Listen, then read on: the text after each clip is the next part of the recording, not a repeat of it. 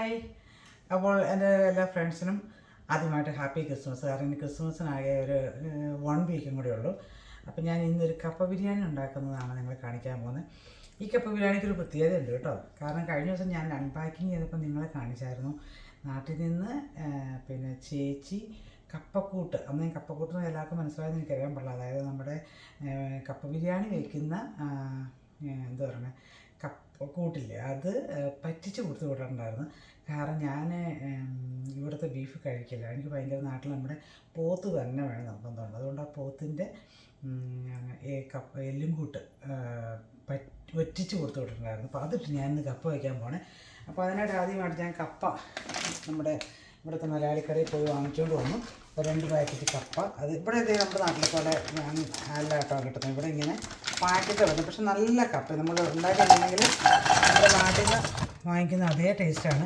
ഞാനപ്പോൾ 2 പാക്കറ്റ് കപ്പയാണ് ഉണ്ടാക്കണത്. ചേച്ചി പറഞ്ഞു 1 കിലോ എല്ല് കൂട്ടാണ് കൊടുത്ത് വിട്ടേക്കണമെന്ന് പറഞ്ഞത്. അപ്പോൾ 1 കിലോയ്ക്ക് ഞാൻ 2 കിലോ കപ്പ ഇനി അതിലേക്ക് തിളച്ച വെള്ളമൊഴിച്ച് അതങ്ങ് അടപ്പ് വയ്ക്കാൻ പോകണം. അപ്പോൾ നമ്മുടെ കപ്പ തേണ്ട ചൂടുവെള്ളം ഒഴിച്ചിട്ടുണ്ട്. അതിലേക്ക് ഞാൻ കുറച്ച് മഞ്ഞൾപ്പൊടി ഇടുന്നു.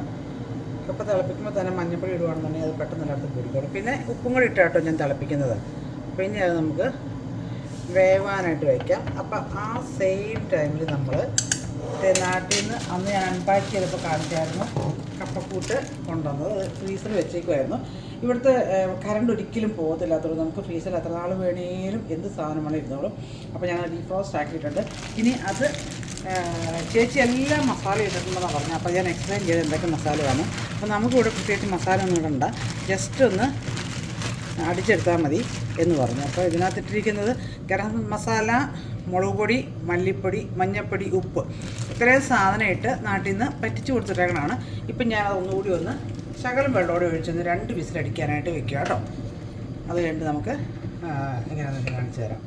ഞാനിത് അതിലേക്ക് അരയ്ക്കാനുള്ള തേങ്ങ ആ സമയത്ത് തന്നെ ഇത് ചെയ്യണം. ഇത് അന്ന് ഞാൻ അൺപാക്ക് ചെയ്തപ്പോൾ കാണിച്ചായിരുന്നു. നാട്ടിൽ നിന്ന് കൊണ്ടുവന്ന് തേങ്ങ ഇങ്ങനെ തന്നെ ഫ്രീസ് ചെയ്ത് വെച്ചേക്കുവാണ്. ഇനി നമ്മളൊന്ന് ചെറുതായിട്ട് ഡീഫ്രോസ്റ്റ് ആക്കിയിട്ട് ഇങ്ങനെ കുത്തി ഇങ്ങ് എടുത്താൽ മതി. അപ്പോൾ നമ്മൾ ഒത്തിരി ഡീഫ്രോസ്റ്റ് ആക്കി കഴിഞ്ഞാൽ പിന്നും തിരിച്ച് നമ്മളിത് ഫ്രീസറിലിട്ട് വെക്കാനുള്ളതല്ലേ. അപ്പോൾ നമ്മൾ ആവശ്യമുള്ള തേങ്ങ എടുത്ത് കുത്തിയെടുത്തിട്ട് അത് തിരിച്ചുകൊണ്ട് ഫ്രീസറിൽ വെക്കുക. ഞാൻ അരപ്പിച്ചെടുക്കാൻ പോകണം ഇത് കേട്ടോ. അപ്പോൾ ഇതേണ്ട നമ്മുടെ കപ്പ ഇത് നല്ല ഒന്നാമതായിട്ട് തിളച്ച് വെന്തിട്ടുണ്ട്. ഞാൻ വേവ് നോക്കി നിന്ന് വെന്തിട്ടുണ്ട്. അതുപോലെ തന്നെ നമ്മുടെ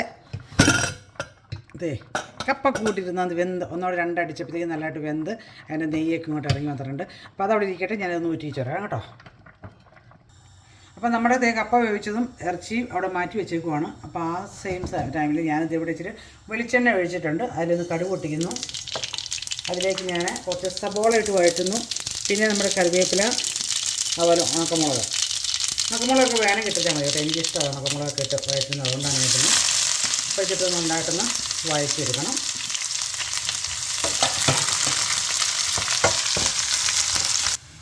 അപ്പോൾ ഞാൻ നമ്മുടെ ഉള്ളി ഇവിടെ വഴറ്റി ഇട്ടിട്ടുണ്ട്. അപ്പോൾ ഞാൻ വിചാരിച്ചൊരു മനസ്സൊന്ന് ചേഞ്ച് ചെയ്ത് ശകലം നല്ല ഫ്രഷ്നെസ്സിന് വേണ്ടിയിട്ട് ഒരു ശകലം ഗരം മസാലയും ഒരിച്ചിരി ഇറച്ചി മസാലയും കൂടെ അതിലേക്കൊന്ന് ആഡ് ചെയ്യുകയാണ്. ആവശ്യത്തിനുള്ള ആഡ് ചെയ്ത് വെച്ചിരിക്കുന്നത്, പക്ഷേ എന്നാൽ പോലും ഒന്ന് ഇച്ചിരി കൂടി ആഡ് ചെയ്യുകയാണ്. ആ കൂടുതൽ അതിന് നമ്മുടെ തേങ്ങ ഒന്ന് അരച്ച് വെച്ചിട്ട് ഇതിലേക്ക് വേറെ ഒന്നും ചേർത്തിട്ടുള്ള തേങ്ങ മാത്രമേ ഉള്ളൂ. അത് ജസ്റ്റ് ഇതിൻ്റെ ഒരു പച്ചപ്പ് മാറാൻ വേണ്ടി മാത്രം ഒന്ന് ഇതിലേക്കിട്ടൊന്ന് ഇളക്കിയെടുക്കണം.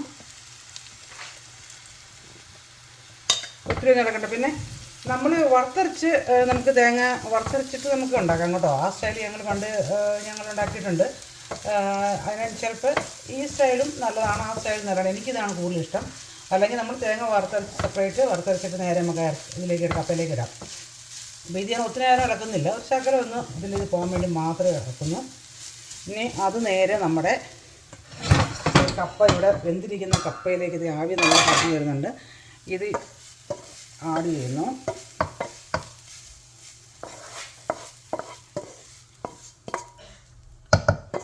ഇനി അതിലേക്ക് തന്നെ നമ്മുടെ ഇറച്ചി തേണ്ട ഇവിടെ വെന്തിരിപ്പുണ്ട്, അതിനെ എടുത്തുകൊണ്ട് വരാം ഞാൻ.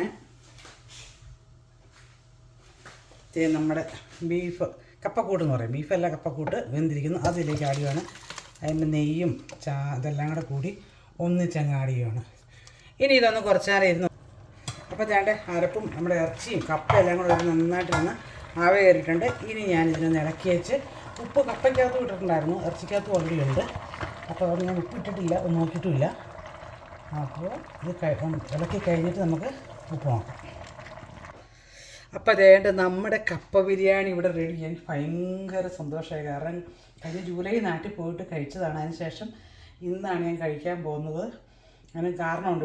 ഇവിടെ കിട്ടും, നമുക്ക് കപ്പക്കൂട്ട് കിട്ടും. അവിടെ ഞാനത് കഴിക്കില്ലാത്തതുകൊണ്ട്. അപ്പോൾ ഇന്ന് ഞാനിതൊന്ന് കഴിച്ചിട്ട് അതിൻ്റെ ടേസ്റ്റ് ഞാൻ പറയാം കേട്ടോ. വളരെ ഈസി ആയിട്ടാണ് ഉണ്ടാക്കിയെടുത്തത്. നാട്ടിൽ നിന്ന് കൊണ്ടുവന്നതുകൊണ്ട് നമ്മൾ ഒത്തിരി കഷ്ടപ്പെടേണ്ടി വന്നില്ല. പക്ഷേ ഞാൻ അതിൻ്റെ ചേരുവകളൊക്കെ നിങ്ങളോട് ഓൾറെഡി പറഞ്ഞു തന്നു എങ്ങനെയാണ് ഉണ്ടാക്കണേന്നുള്ളത്, എന്തൊക്കെയാണെന്നുള്ളത്. ജസ്റ്റ് ഗരം മസാല, മീറ്റ് മസാല, മല്ലിപ്പൊടി, മുളക് പൊടി, മഞ്ഞൾപ്പൊടി, ഇത്രയും സാധനം നമ്മളതിലേക്ക് ആഡ് ചെയ്തിട്ടുള്ളൂ. അപ്പോൾ നമുക്ക് ടേസ്റ്റ് ചെയ്തിട്ട് പറയാം കേട്ടോ. തൻ്റെ അപ്പോൾ നമ്മുടെ കപ്പ ബിരിയാണി ഇവിടെ റെഡി. രേഷ്മയ്ക്ക് സന്തോഷമായല്ലോ. രേഷ്മയുടെ മമ്മി കൊടുത്തുവിട്ടതാണ്. രേഷ്മയുടെ റിക്വസ്റ്റും പ്രകാരം, എൻ്റെ അല്ല, രേഷ്മയുടെ റിക്വസ്റ്റും പ്രകാരം. ബ്ലെയിം എനിക്കായിരുന്നു ചാക്ക് തന്നാൽ പോലും. അപ്പോൾ നമുക്കൊന്ന് ടേസ്റ്റ് ചെയ്താലോ രേഷ്മ?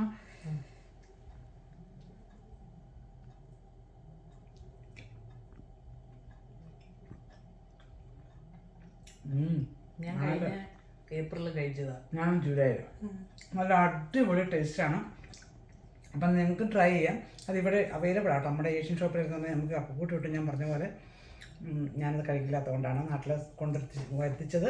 ഭയങ്കര ടേസ്റ്റാണ്. ഇതുപോലെ ഉണ്ടാക്കിയാൽ മതി സിമ്പിളായിട്ട്.